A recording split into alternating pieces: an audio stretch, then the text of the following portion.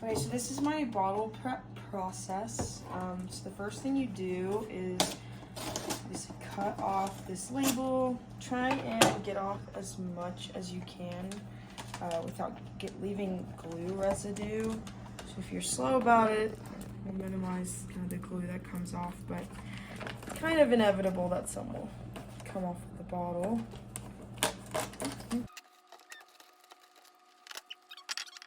So after this, you're just going to take a little bit of cooking oil and a sponge to get off all of the glue. You don't need too much, it's just a little drop. Let it soak in a little bit. And most of the glue is only on one corner here. So just take that.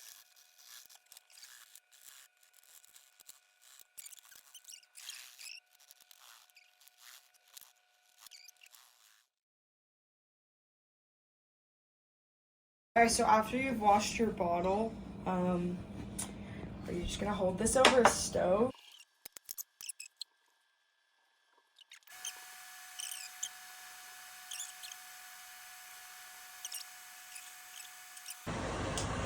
Cool.